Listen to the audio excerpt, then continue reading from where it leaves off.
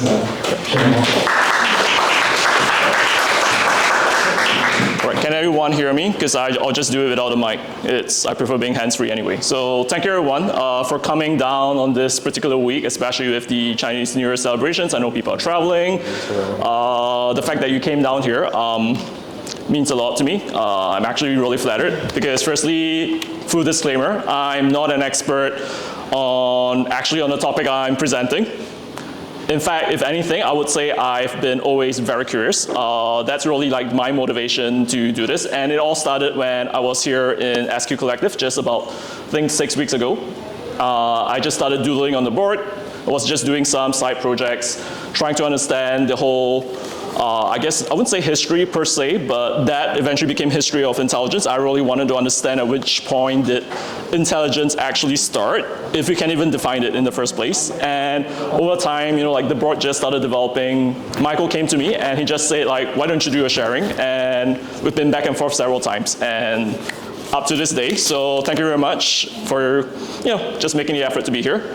But just to set the tone really clearly, this is not going to be how to build AGI, but hopefully, maybe somehow through the presentation, you may have new ideas about it.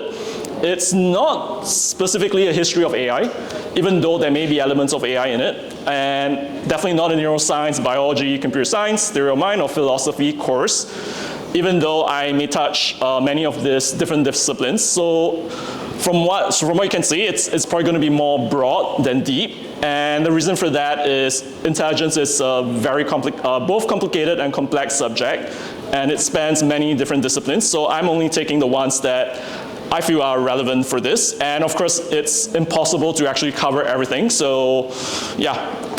Hopefully by the end, I do really want this to be a more interactive session. It's not just I'm giving a monologue and then the end, Q&A. So from time to time, I might have like mini breaks, just for little discussions, things like that, because this is a topic that's still growing, it's changing.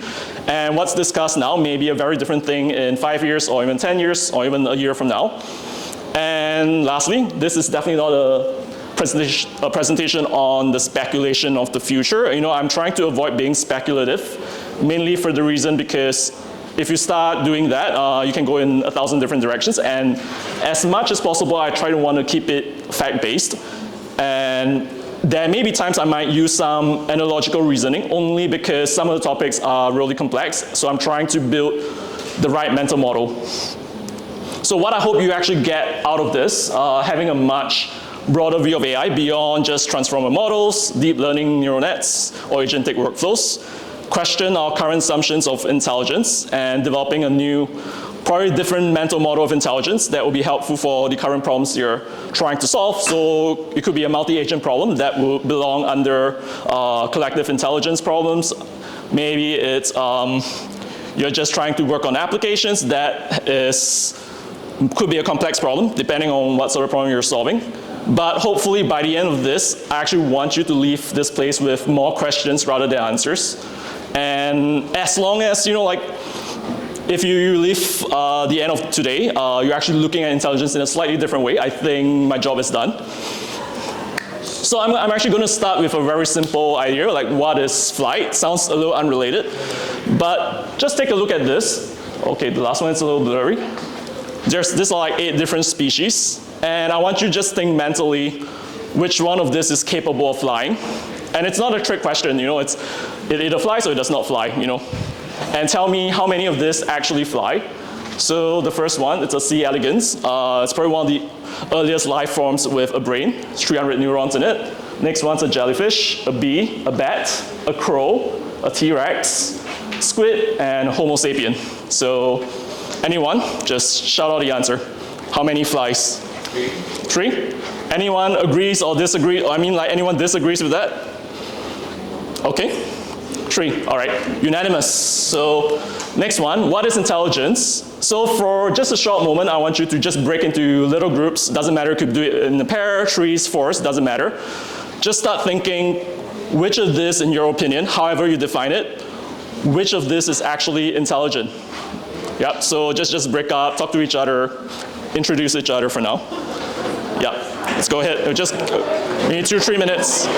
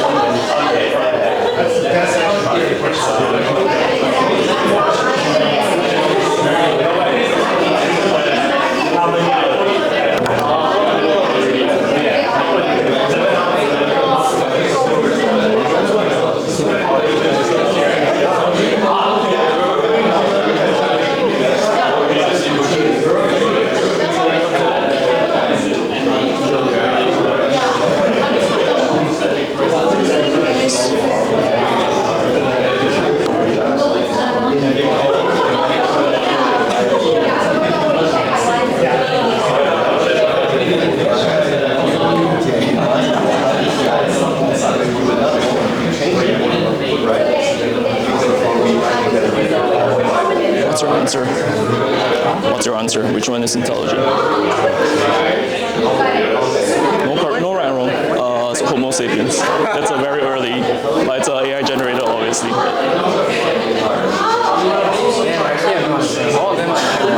Okay, so that can be your answer. Baba, that's her.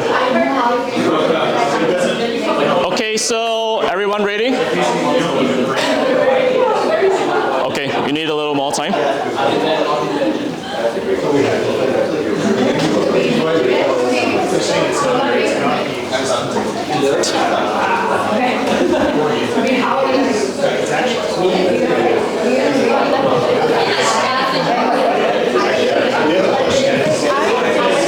Because we don't know.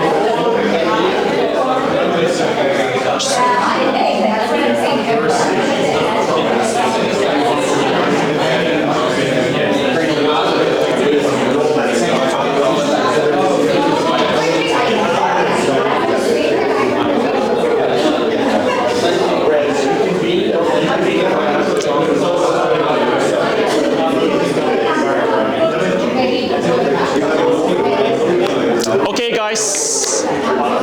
Everybody. Oh. Hey, guys. All right. Let's stop for a moment. All right. So I know some of you are halfway through discussions, but I just want to hear a few volunteers, probably in each section. Anyone? Yep. Go ahead. We talked mostly about mushrooms. Yeah. Sure. Might be coming, but. Yeah. There's always that one group. We said yes to everything. Yeah. Okay, sure. That's a valid answer. Anyone else? Any different answers? Like which of this is intelligent?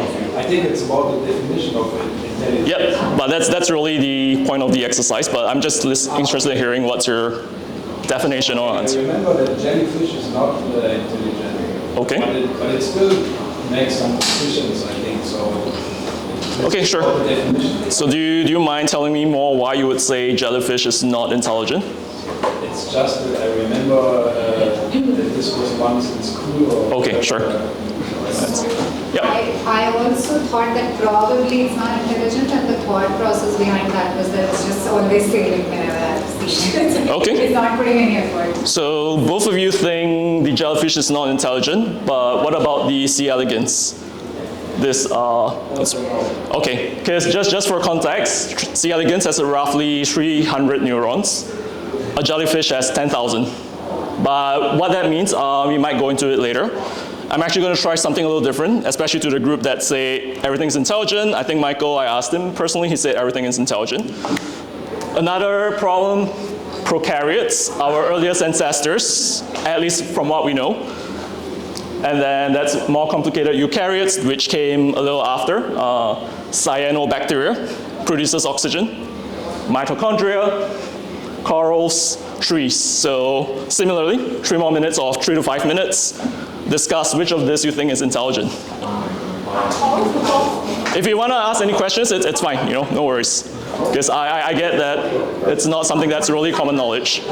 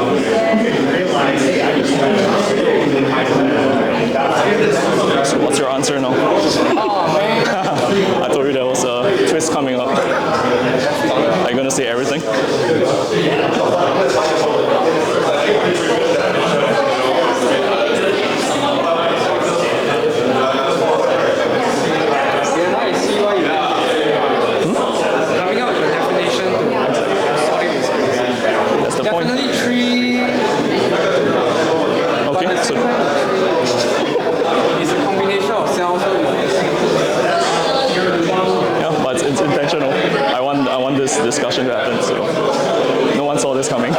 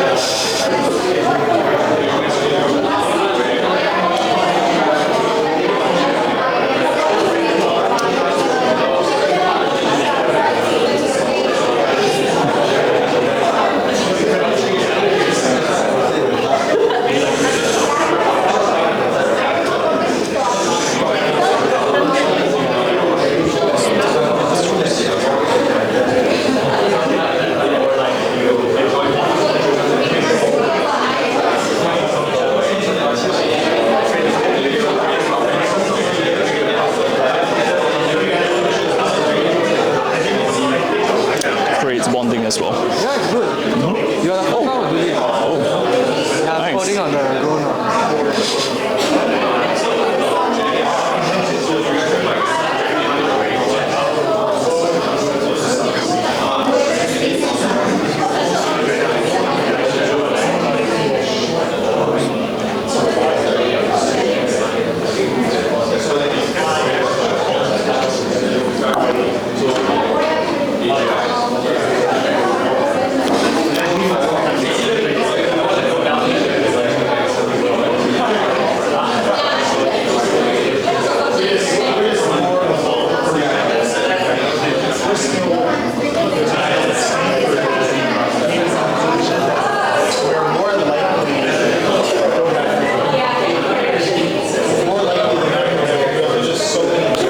You guys ready? It's just getting more exciting. Oh, Yeah, but we can continue. oh, you need to think about it? Are you still discussing? Okay, I guess I'll give you 2 more minutes.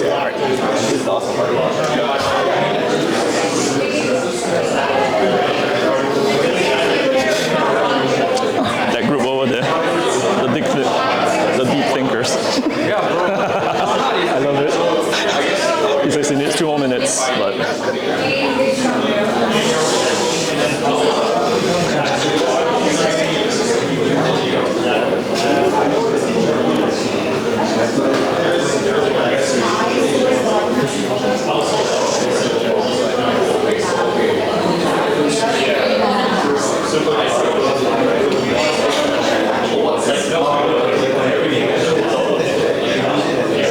all right, you guys ready?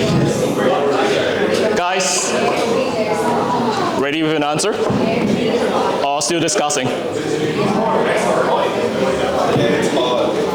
Sorry? It's all?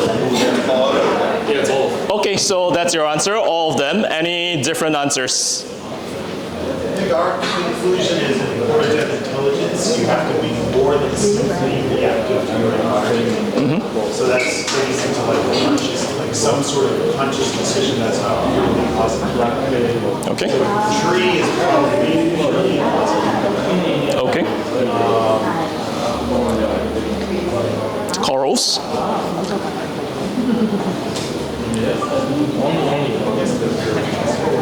So they're all cause and effect. What was the top right? Mitochondria. There might be some level of randomness. Yeah, sure. Any other different answers?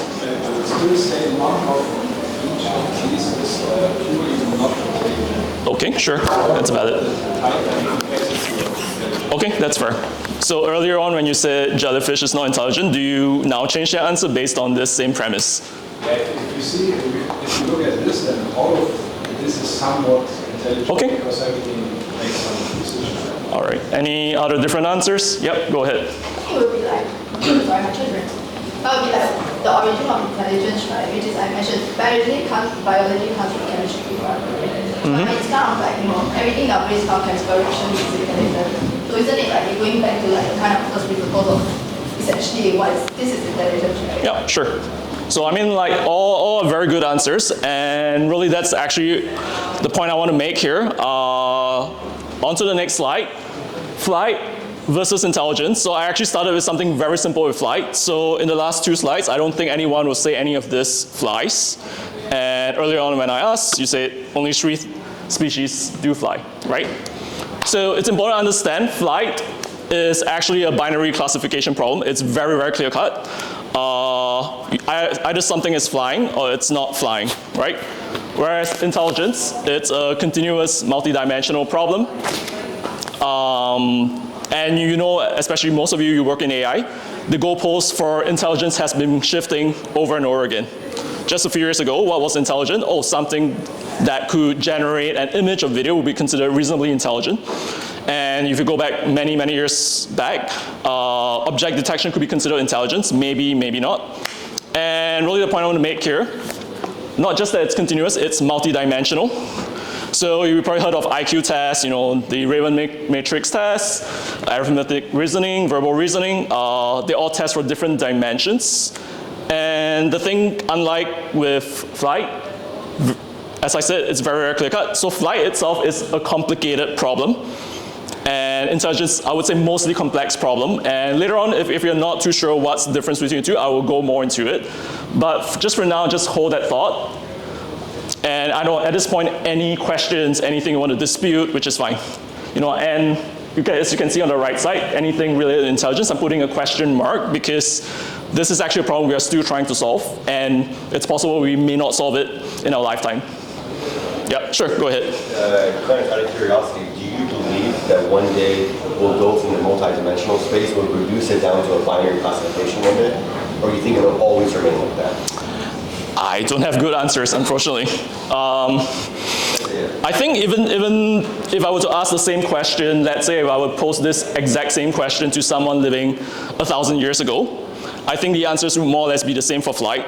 But for intelligence, I'm very, very certain. Imagine 1,000 years ago, there's no concept of nanobiology, there's no concept of microbial. If someone had disease, it was because they were cursed by the gods, some kind of superstition, because people in the past did not have the kind of tools to understand this part of reality. So everything you're giving, the answer that you're giving about intelligence comes from your collective knowledge, from your own experience that's been compounded over time.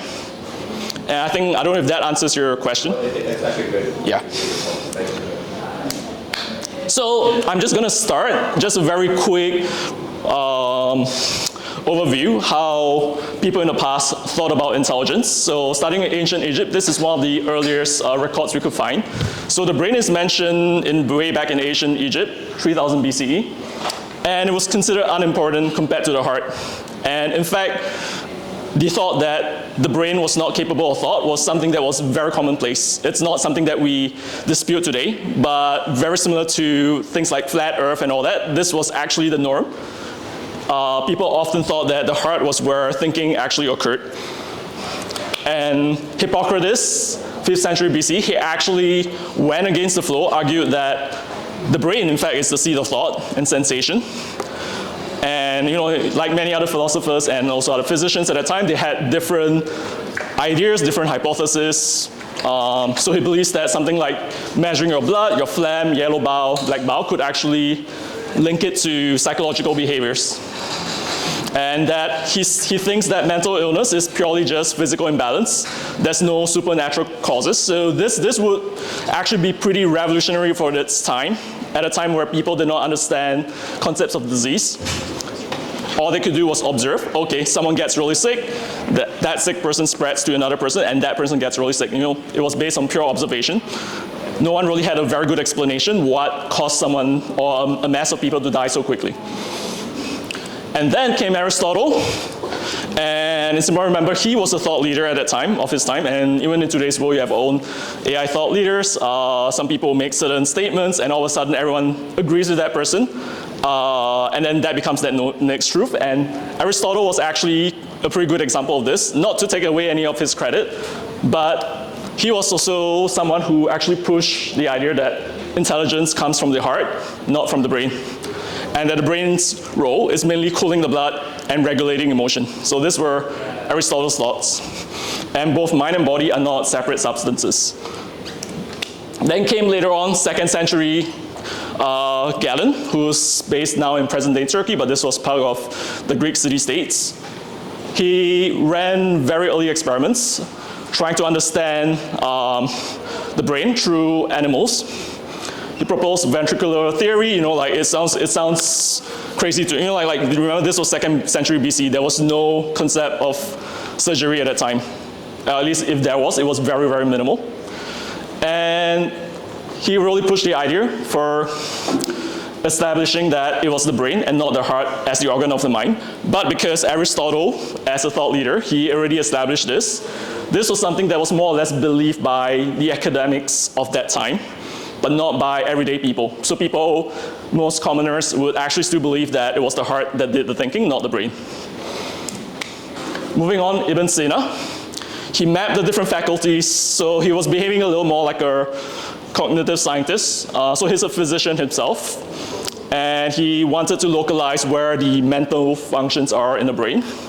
And a lot of his ideas actually serve as a precursor to neuroscience and cognitive architecture. And this was 10th century, during the days of the Abbasids, so towards the later end of the Islamic Golden Age. He was Persian, but as many ideas during this period, they were kind of lost somehow and somewhat revived during the Renaissance in Europe. And then later on you have Descartes, a little bit of an extremist if you are familiar with his philosophies. And he believes that animals lack real intelligence and are just they're just purely mechanical. And of course you've heard his famous line, I think therefore I am. So he believes that humans are the only species that are capable of intelligence. So if you were to give him that earlier example, he's going to say only the Homo sapien is intelligent, everything else is not. Then Thomas Willis, later on 17th century. So this one's really important because he went with the idea that intelligence depends on brain tissue organization. I'm going to explain a little more about that later on, and then also that mental disorders arise from physical brain changes. So the part of our organization, so I think most people, you have some sort of a concept of what a neuron is, but very often we don't think in terms of the organization. And to use an analogy to get that, think of like diamond and graphite. Both are carbon atoms, but both have completely different properties because of the way they're arranged structurally. And Thomas Willis was someone that was already thinking from that angle. It's not about what each neuron does, it's about how it's arranged that gives it new functional properties. And just at this point, anyone has any questions, doubts, disagreements? If not, move on. Okay. So brief history of AI, I think everyone kind of knows it to some extent. It's been repeated so many times. I'm not really going to go into it. We started with the symbolic, so it's not a brief history of computer science, even though there are a lot of overlaps. You have your expert systems, your A-star algorithm, which is a mix of Dijkstra's and greedy algorithm. Your statistical learning, if you've done any kind of course on machine learning, you'll probably have to go through much of this material. We support vector machines, deep learning, reinforcement, and then down to where we are today with foundation models. And we're still developing this today, of course. And similar to flight, earlier on why I wanted to use flight is early on with flight, the very early inventions of flight, actually this started, I would say, somewhere way before, but in terms of recorded information, Da Vinci was the one who proposed the idea of wings flapping. So that was his idea of what a flying machine would look like. And today we know that none of our planes or anything that flies has a flying wing, and that's because he was taking inspiration directly from nature. But it's only eventually when we have a better understanding of aerodynamics, we realize the fixed wing structure is probably the best. And I think the reason why I want to bring that up is if you want to think about how AGI, or however you define it, is going to look like, try to think of this particular history. I know I did say flight is a lot more simpler, so whatever the relationships are, it's going to be even more complex for AI, but just something to think about. And a brief history of intelligence. This, unfortunately, is a very difficult topic to actually even condense in a single talk, but I'm actually basing this on a book by Max Bennett, who really also wanted to understand this, and it's actually one of the books that really inspired me to go deeper into understanding the development of neuroscience. So he breaks it down into 5 different critical moments in time in evolution. So the first one is steering, the very first bilaterance. So the thing about steering, if we go back to this earlier thing, C. elegans, this was the very first time where you actually had an animal that was capable of not just existing, remember at this time, everything that was alive was still in the water. There were no land animals. So they were just floating around endlessly. And this was the first, one of the early ones that had the ability to steer. And the way it behaves, even on a neuronal level, it's actually very similar to your, I don't know if anyone has like your robot vacuum cleaners. It moves around. Very typical. It just knows how to go forward, back, left, right, and it detects based on signals whether something is getting closer or further. And then trial and error, it's something we all do too, vertebrates, as we evolve. Reinforcement learning, simulating. I'm going to talk about a little bit more about each one later on. First 3, probably not as much. Yeah. And I mean, later on, I'm going to show it even on the board, the real history, because there's actually so much that can only fit in a single screen. Yeah, so not to worry about this. But just want to touch a little bit on the nervous system. So essentially, there are actually 2 systems. The central nervous system, that's where your brain and spinal cord is. It's really in charge of information processing, decision making, a lot of your executive functions. And then you have your PNS, your peripheral nervous systems. Is what happened in the history of evolution is a lot of this started developing as separate parts. Think of it like if you're building a computer, you actually did not start with your CPU, you started building with something much simpler. You had maybe your peripherals, you had your keyboard first, and then maybe you had a monitor, and then eventually you realize, oh, I need a faster computer. And then something more complex evolved from that, which was the CNS. But the part I really want to highlight is this, the enteric nervous system. So this is a decentralized control network.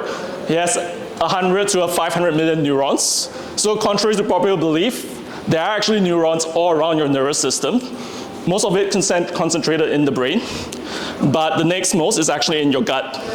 So the next time you feel like, oh, I have a bad feeling about this, or you have anxiety and all that, it's probably because there's some kind of a thought process happening there. Not thought in the sense that we think of how our brain processes information, but a slightly different mechanism.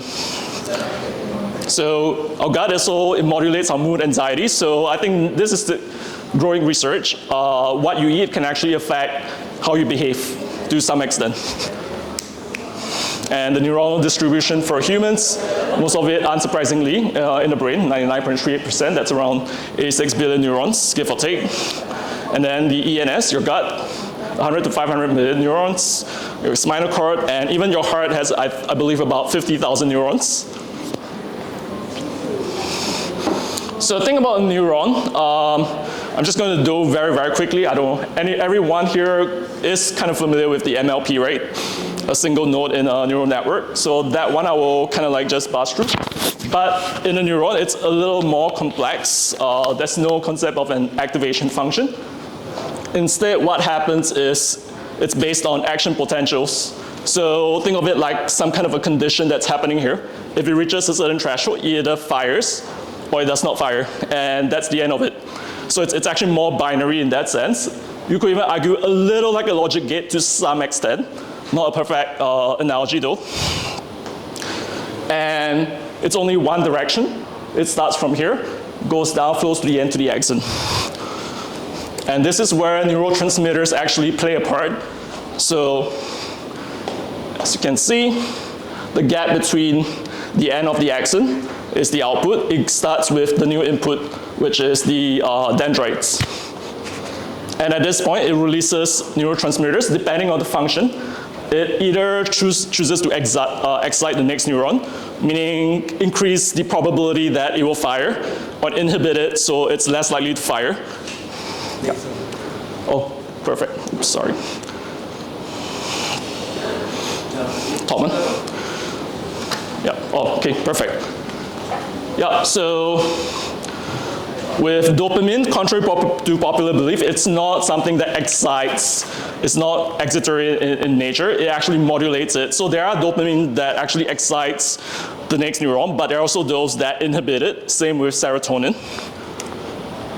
And even neurons themselves, they have their own types in the sense that some of them would branch out in a different structure, and they can even form like little rings. Think of it like, if you remember in organic chemistry, like a hexagonal carbon hydrocarbon. We have like 6 carbon atoms connected and hydrogen connected in that sense. So similar to what we know in chemistry, the structure really matters. Hi. But the thing is, it's not just neurons that actually function in our nervous system, and less so in our brain. There's an entire network which is not really talked about unless you're working in this field. It's called the Glia Network. And what the Glia Network does is it kind of behaves like the garbage collector or the maintenance crew of the neural network.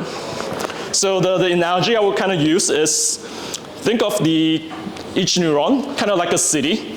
So just visualize this for a moment. You have a city here, you have another city there, one neuron, second neuron, third neuron. And over time, you build new roads to reach that next city. So that's another node. So you're extending your axons, so to speak.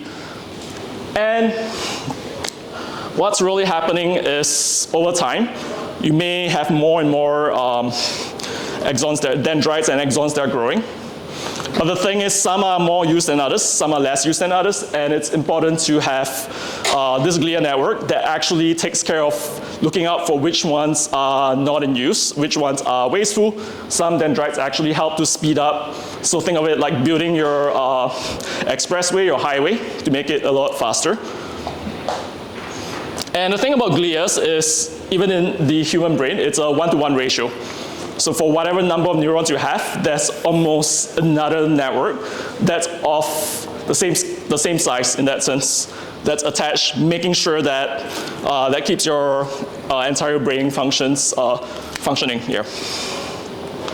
And an important thing to note is glias are actually what causes tumors. A neuron can never actually become tumorous. So evolution of the brain, it started with, you can see, it started with the brainstem over time. I mean, I'm really speeding up, I'm oversimplifying quite a bit, but just want to give you a sense. A lot of what we talk about, at least in the most generic sense of intelligence, at least Descartes' definition of intelligence, he actually refers to what's happening in the cortex. And just for extra context, most of the neurons actually is in your cerebellum. It's doing all the very essential functions, things like controls your digestive system and controls a lot of the stuff that you're not even thinking about consciously. Whereas a lot of the more specific thoughts, I would say, happens more in the cortex. So things like imagining, things like talking, speaking, things that are more random in nature. And moving on, I mean, I'm really speeding up, so just to give you a sense. White matter, gray matter, anyone is familiar with these terms? Anyone wants to define? No. Or crystalline intelligence, fluid intelligence? Nope, okay. So the thing about this part of the brain that we call gray matter, it's really what we call neocortex. It's only developed mostly from primates onwards. And a lot of neurons are actually located in this area. So you can see the center is mostly white. That's where the glia networks really are. And if I were to draw it, I'll just do it live because it's easier to visualize. I could not find a very good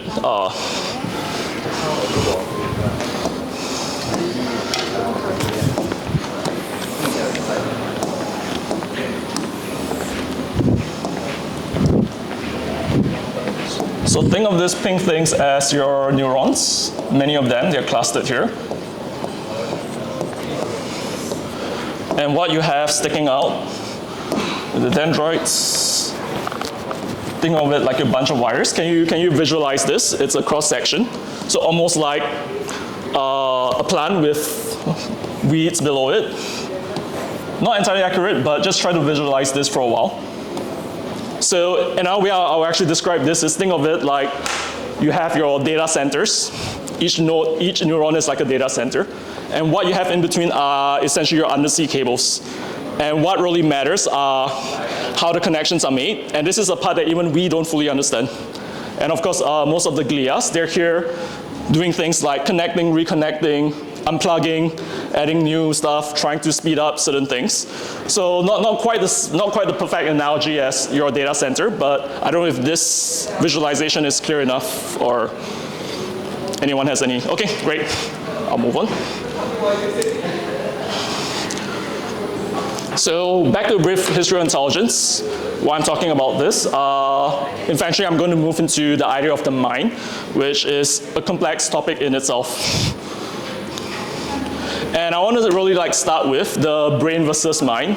There are many different ideas. Some people would say so on and so forth is the brain and this is the mind. And I think one of the more common ones I've heard is they think of the brain as your hardware, your computer hardware, and the mind as the software. But unfortunately, it's not actually that simple.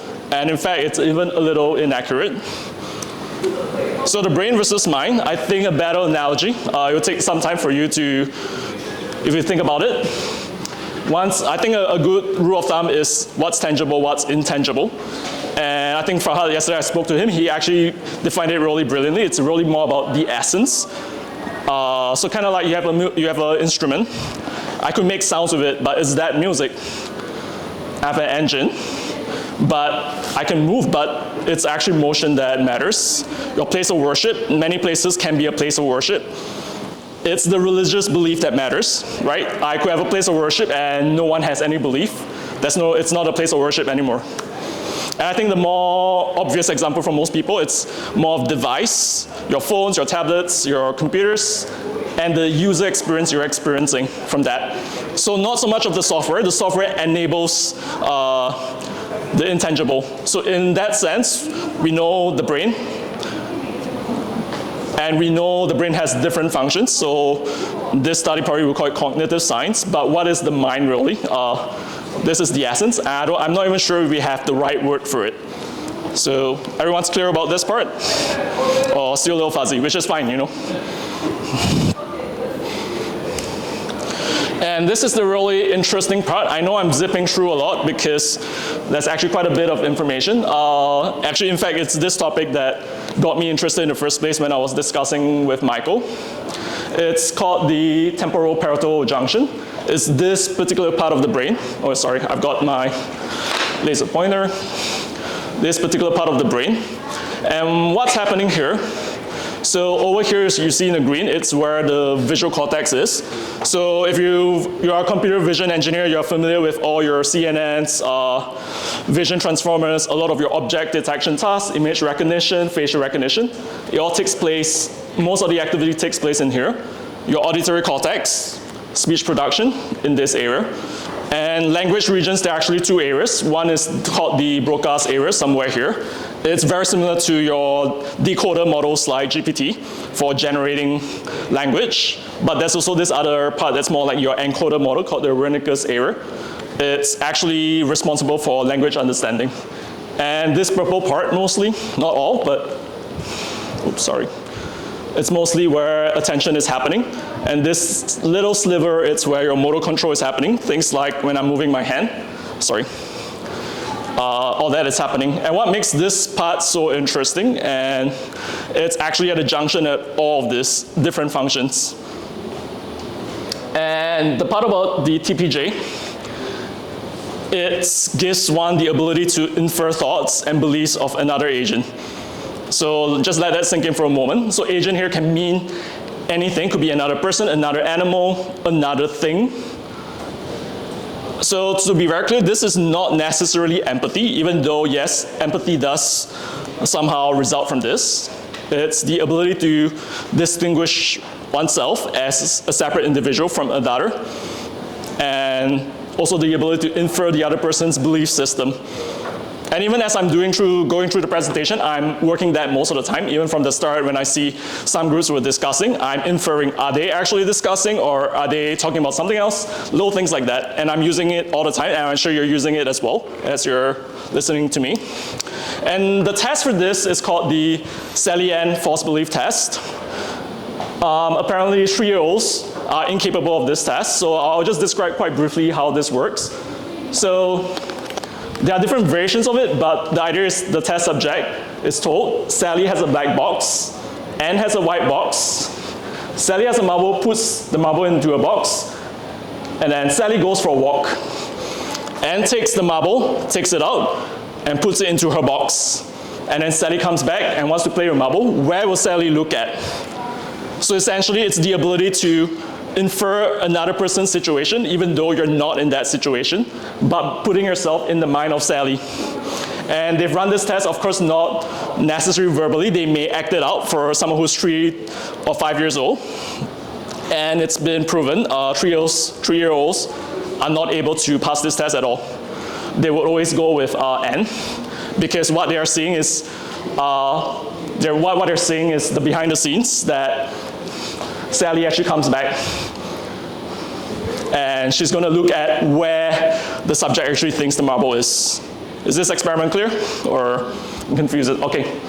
5-year-olds can pass the test. So high functioning people with autism, they pass it much later, 7 to 9 years old. And of course, there are also people who are completely unable to pass it. They've run this same experiment many, many times. So far, there's not been any evidence that primates are capable of it. They've tried it on crows, and actually crows are extremely intelligent. They have the ability for facial recognition. Many of the social connection skills that we do have, it has the ability to make tools. But the ability to infer another person's thoughts, that's something else entirely. So moving on, TPJ again, it's specific for only thinking the thoughts and beliefs of another person. So not to confuse this with empathy, it's more of the mechanism that enables empathy, just as how we're talking about what the body and mind is. Empathy is kind of like the mind in this particular analogy, and this is the functionality that enables it. So that's also like the right and left TPJ.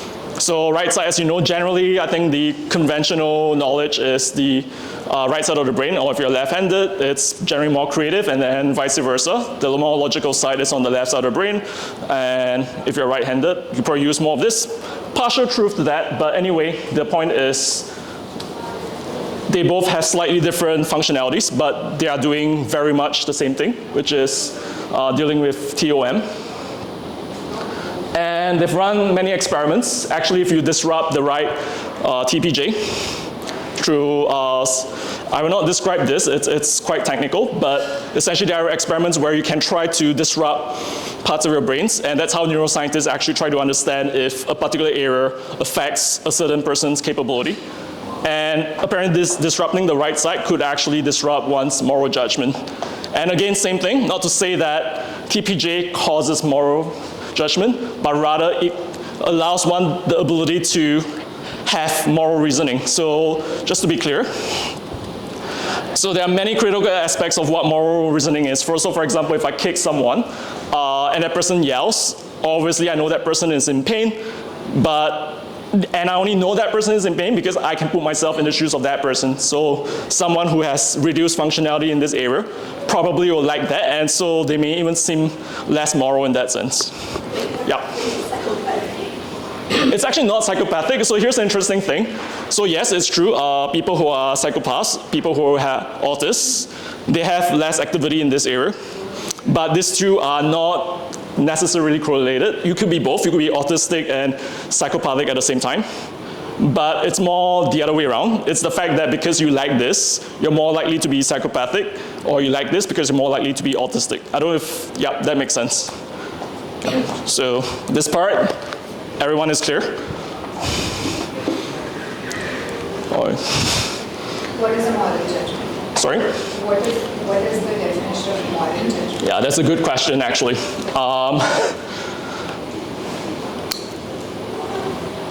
So here's the thing, morality, I mean, this is a completely separate topic. So Yeah, I know it sounds like I'm burying myself into a hole now, but these are the kind of questions that will come up with this. So moral reasoning here actually comes from the experiments that they ran to see if someone has more empathy for a certain situation.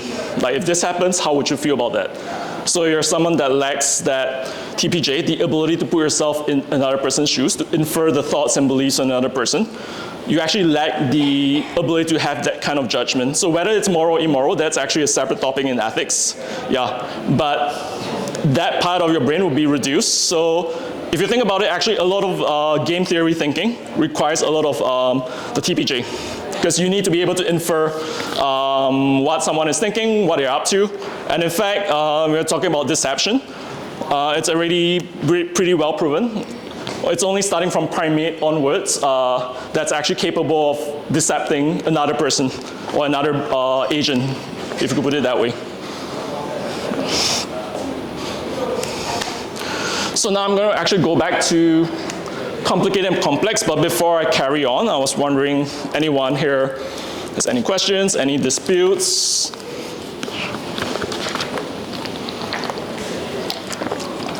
So early on, I hate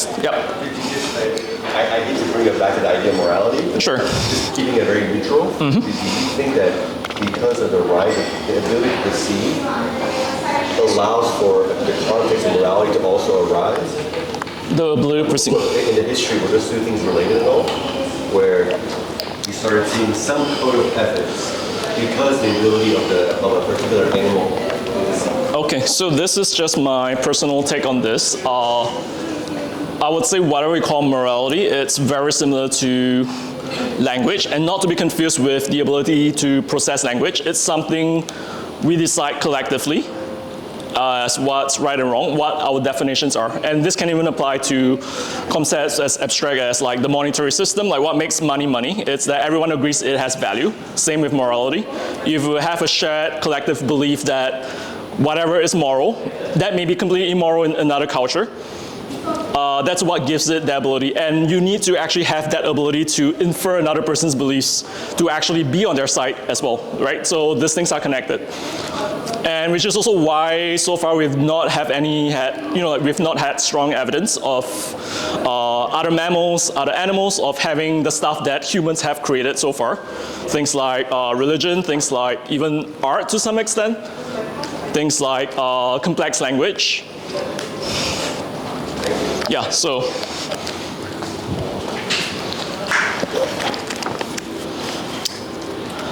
So I'm going to talk about one more thing. I know I mentioned earlier on complicated versus complex, because this touches on a slightly different discipline. And I know in everyday terms, we tend to use things that are, like words like complicated, complex, interchangeably, but they actually have very different meanings.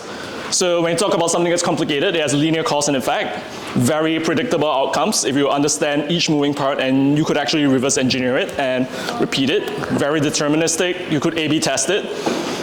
And the behavior does not change because you observe it. So like your calculator, if you're going to press it, you could press it again. You're going to get the same answer. You're not going to be surprised by it, right? And if there's any initial conditions that were wrong, you can actually course correct it as a result. And I know like many, I guess high school and even like MBAs, they tend to like to teach about normal distribution. It's actually very applicable for complicated cases, not so much for complex cases. Jet engines, mechanical watch, rocket launch sequence. I'm not talking about the weather effects and all that. That's a separate topic. Yeah. And then non-linear cause and effect. We have many interacting components whose interactions produce behavior that you cannot fully predict from individual parts. So in a nutshell, the sum is greater than the parts. And this tends to be probabilistic, non-producible, or reproducible. Cannot be A/B tested. So very often I know like we like to use the term A/B test most of the time, but more often than not, many of what we call A/B testing, it's not truly A/B testing, because if you cannot reproduce the environment, so for example, marketing campaign, the only way you can really do an actual A/B test is you can actually clone the entire group of people and they have gone through the exact same experience, but that's not practical in real life. So you actually require some very different math to do that. Very sensitive to initial conditions. So a lot of what we do things like stock market, ecosystems, ecology, macroeconomics, cities, swarm intelligence, policy making. If you're doing multi-agent problems, you're dealing with this actually. It's a complex problem. And it's still an area that's still being researched right now. Not an easy one, and I don't actually have all the answers, but I just want to make it clear. Initially I said flight is mostly complicated, intelligence is mostly complex, and I hope like everyone can kind of see why that is. So a lot of what we talk about with emergence also comes from complexity. Yep. So I'm actually almost coming to an end. This is just a very, very short one.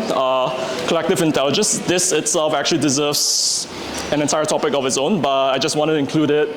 So next time, when you're, like when you're flying at night, and hopefully if you get a window seat, try to look out the windows. Try to look at every little thing that's moving, every car. They're probably moving in slow motion from your perspective.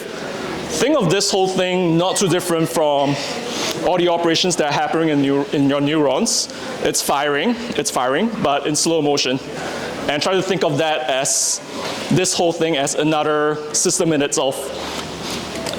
And you see another example of collective intelligence with birds. Hive intelligence, I decided to include this one. This is mostly my wife's contribution. I was not aware of it. She told me bees, apparently, not all bees are the same. We tend to think that insect colonies are all similar. You have a queen bee or queen ant, and it kind of trickles down like an industrial model. But apparently, with honeybees, it's quite special. They're actually very democratic. So I'm wondering if anyone is aware how honeybees actually run their democratic process? Nobody? Okay. Yeah, so the thing about honeybees, if they decide to relocate to a new hive, they will scatter out and they will find places that they think are suitable and return. And as they return, the ones who do find good spots, they will do something like a wiggle. And the number of wiggles actually indicates the distance, like how many kilometers away, and it will face in the direction that it's wiggling. And then after that's done, some bees will follow a certain bee, and the other bees will follow another bee. They will check out that area, and they will return, and they'll all do the same thing as a way of casting their votes.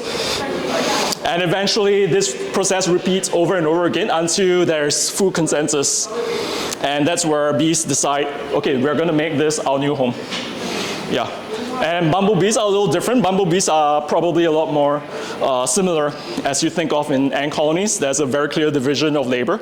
You have your queen ant at the top, queen bee at the top, and you have different bees. Some are going out pollinating, some are just building the nests, repairing the nests. Mason bees, very, very unique.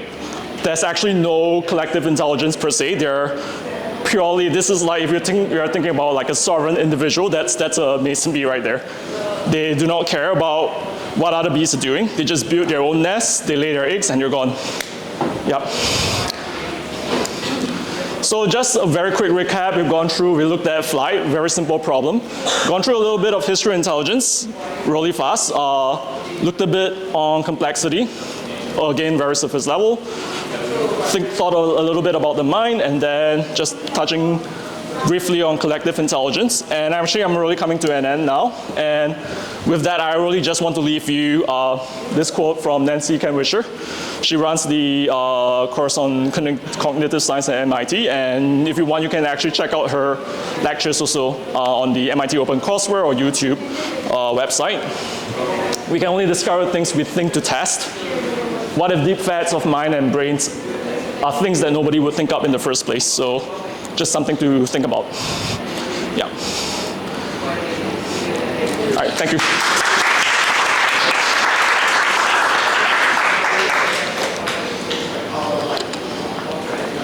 Just curious, why did you start with a false statement? You said you were not an expert, but I'm pretty sure you're an expert. I don't know, like every day I'm discovering something new, and I was like, everything I thought was true, I have to redo it, you know. I know you kind of like meant it as a joke. Yeah, thank you for that. But thank you. As you were going through this whole saga, what was the one thing that changed your perspective? Like, one thing that put something in the and you like, wow, way off. I would say the most significant thing was when I came across the idea of the Glia Network. So I know it might sound a little poetic and sorts, and I mentioned earlier on, glias can never actually, glias can only turn tumors, neurons cannot.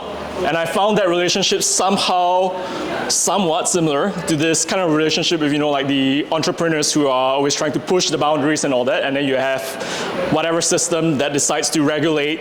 And I'm not saying one is better than the other or one is more important, but if one side oversteps it, it can actually become cancerous and it actually destroys an entire ecosystem.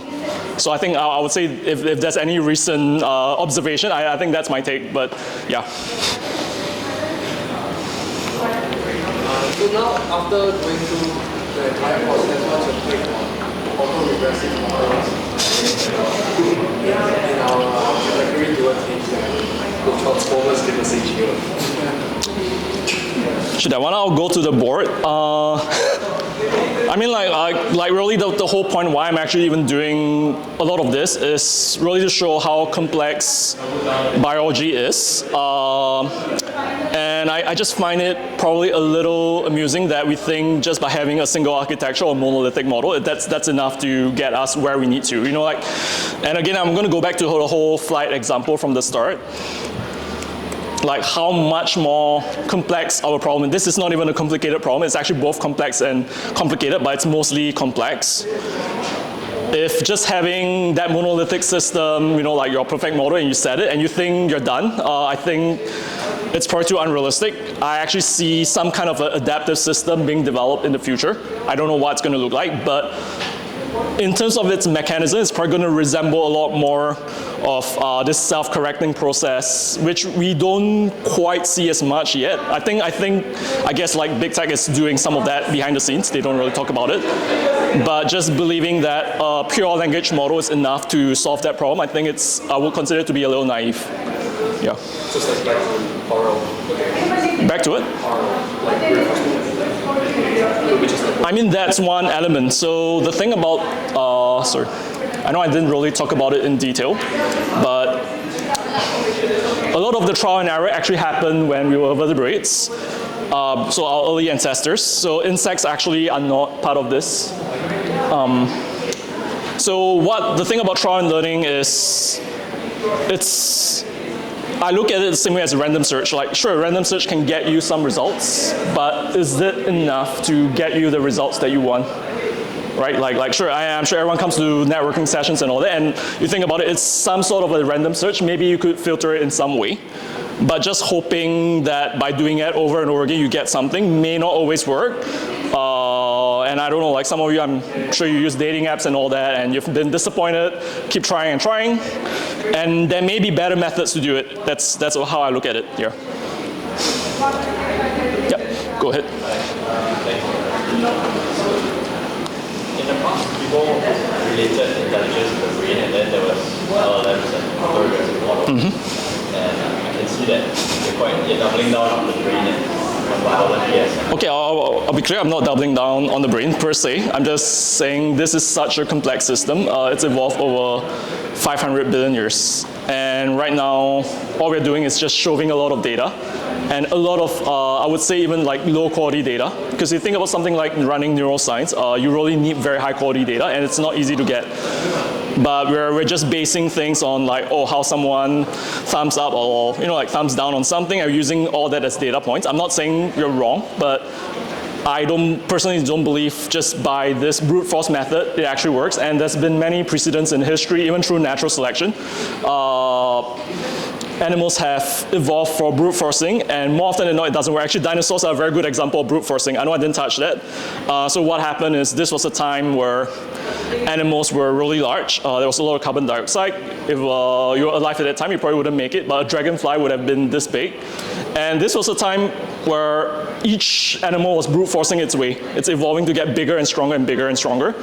But what happened was eventually, as it got bigger and bigger, it needed more to compensate for it. So I don't know, this could be a warning to, I'm not making any predictions as I said, but I prefer to look at it from a more first principles approach. Like whatever we're doing, can we really be sure that that itself is intelligence or enough to achieve what we want to? Yeah, so, what do you see? I think you put an LLM before. yeah. So what do you see in that that convinces you that we need to look beyond just I think it goes back to complexity, like just thinking one thing is gonna influence that. If I'm gonna put it really, really crudely, it's like, I'm sure some of you've done stock trading, whatever. It's like just studying the time series chart. You believe that alone is gonna give you good results. Maybe it can give you some good results from time to time, but what is a time series chart really? It's actually a summary of all the interactions that are happening. And the interactions are actually what's valuable. It's not something we understand well enough. You have folks like Jim Simons who try all kinds of crazy things, all kinds of correlations to see if something really random could actually cause something. And even so, I think like Renaissance Fund, it's performing really well. I think it gets only a little more than 50%. So that tells you a lot, like even we don't have the answers to what nonlinear causality really is. Yeah, that's just how I look at it. I'm not going to say one thing is going to happen or not, but just I'm not entirely convinced. And I'm not saying that there won't be major shifts. I think there will be. But thinking that alone is AGI, however you define it, I'm still skeptical as of now here. Clarence, do you think that the revolution would come from the algorithm update or the architecture update, or somehow hardware? Because when I look at the different organs, it seems like the different organs are also specialized for different types of processing. Right? Do you get this? I mean, if you're willing to give some general idea, do you think the revolution will happen somehow at the hardware level? Or we have a different way of reading at the hardware level? Or reading perhaps algorithmically or from the architecture standpoint? That's what we're lacking. I think it goes back to, as I was saying, I think what we discussed yesterday, it's the interactions that we don't actually understand. If you think about every LM, even deep learning, what is it really